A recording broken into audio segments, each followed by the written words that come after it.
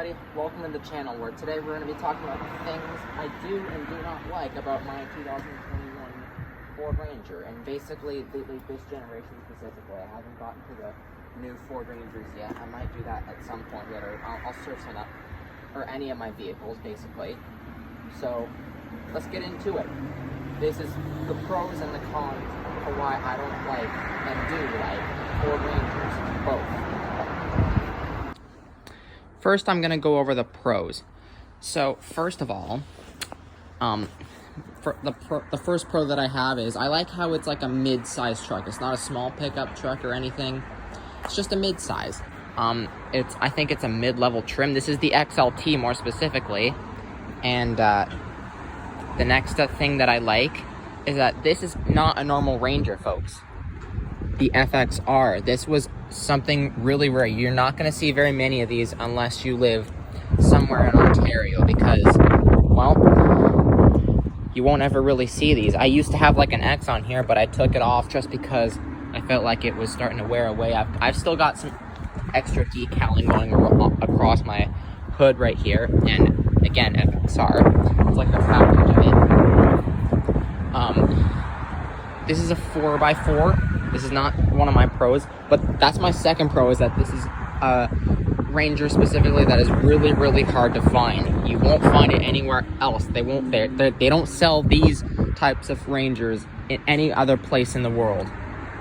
So yeah, if you live anywhere near me and you've probably seen my truck before, well then you're lucky, and you should. And like with my big tires, yeah. Okay, that is my second pro, guys. So this is my third pro. For the third pro of why I like this truck is that this is not a V6 or a V8 or anything. This is a 4-cylinder, a 2.3 liter turbocharged 4-cylinder. I think it makes around 250 horsepower. I'm not sure, but that's plenty enough horsepower for me. Which, speaking of which, that is my fourth con, because of course I don't need that much horsepower anyways. I mean, that's plenty enough to do like some off-roading if you're going to take this thing off-road more specifically. That's what this is focused on, basically, with the FXR package that you can't find anywhere else except for the dealership I got it from.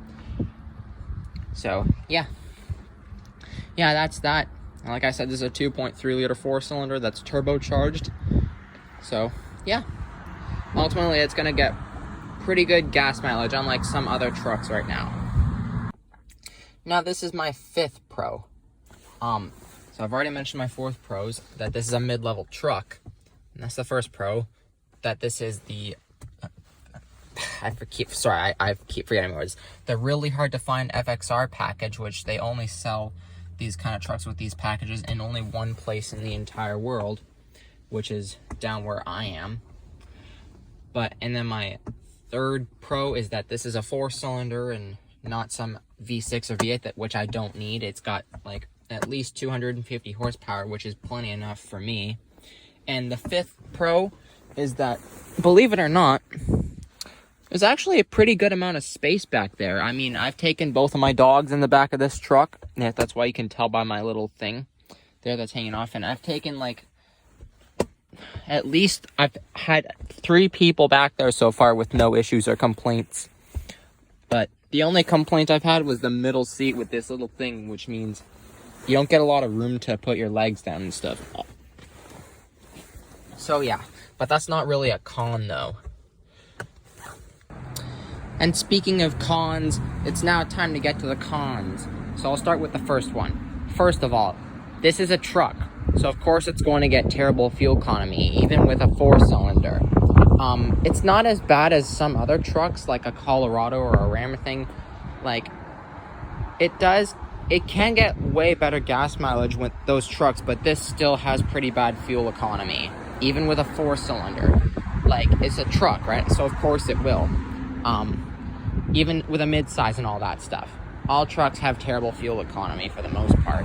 Well, I think the unibody trucks are different, but I don't know, because I've never owned a unibody truck, of course, and I don't plan to own one. So, yeah, but that's the first con. I almost said pro by accident. Now for my second con, the door handles, believe it or not. I do not like these kind of door handles. I don't like where I have to put at least 2 fingers in just to open my door. I like regular door handles, like on my car right in front of me right now. Those are the kind of door handles I like. I don't know why. These door handles I just don't like. I like using like pretty much, I mean, technically I do use just 2 fingers basically, but I don't like going through this. Sometimes there's even smaller door handles than this, and they hurt, guys. Like I rented a Kia Soul one time, like the previous generation. I didn't like those door handles at all. They kind of hurted. Now the third con, the transmission. This is part of what makes my fuel economy so bad. It's an 8-speed. Well, of course it would, but now if this was a 10-speed, then of course that would bring down my fuel economy horrible-age, or whatever, however the heck you would say it, but that would bring up my fuel economy to even more kilometers or whatever, because of course in Canada we go by kilometers, we don't go by miles or anything. But speaking of that stuff, I will show you guys just how much how bad my thing is. I'm just gonna turn off my wipers there. So we are at a full tank right now, and so okay, I'm just gonna turn that off.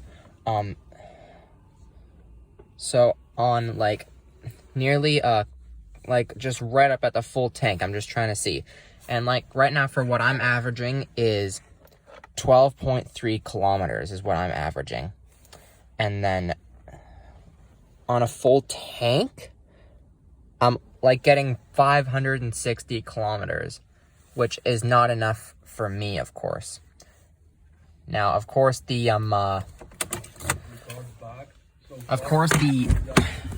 unibodies and stuff would get more kilometers. Now my car actually gets more kilometers than this.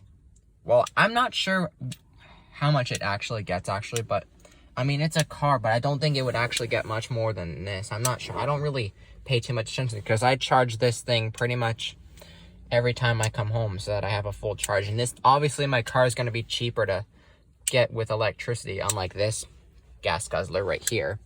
But we'll talk more about that when I start to talk about my pros and cons for my car. So, yeah.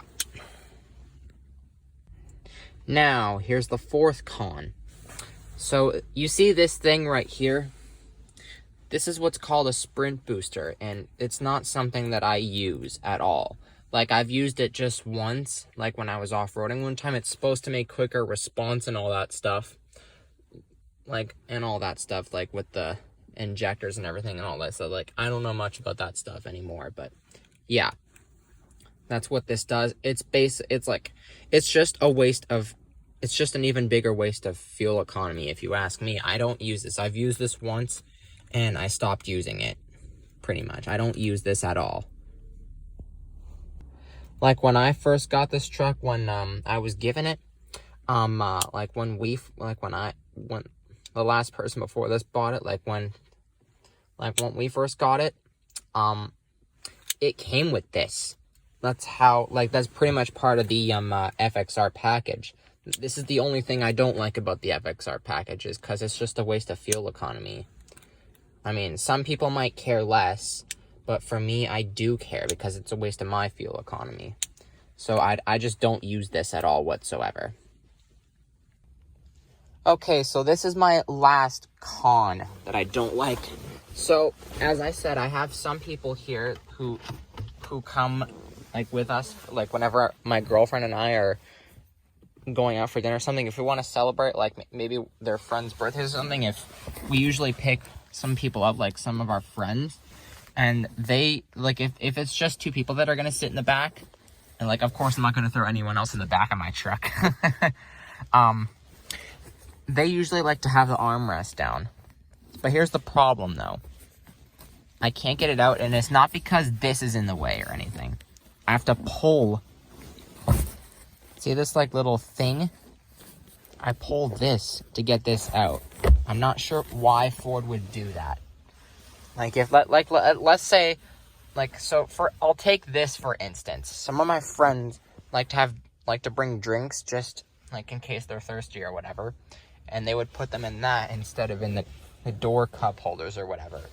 Just because not a lot of people do that, unlike me. But, yeah. And that's the reason why I don't like my Ford Ranger specifically. I'm not sure if any people like that. Well, I don't like that to be specifically. Now, I will say this is not going to be a con, just because, like, I don't know, there's some things I do like and I don't like that I don't count them as pros or anything. But, so, you see this pocket here. I usually use these for work. Now, I would usually like to have, like, 2. Like, my Jeep Cherokee that I had, it had 2 of these, which I liked. Now, for when it came to work, I would use this for paper and all that stuff. And then on the other side, I would use it for trash. And so, basically, just so that I can make way for whatever reason. So, like, you see my door right there underneath there. I have to use that for trash because I don't like doing that for some reason. I like to just, like, I would put, like, a little trash bag inside of my door thing right there, just so that way it makes it easier for me. Because, yeah, that just works easier.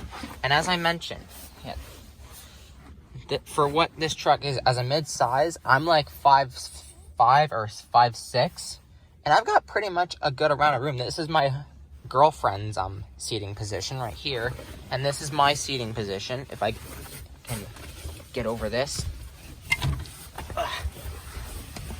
you see,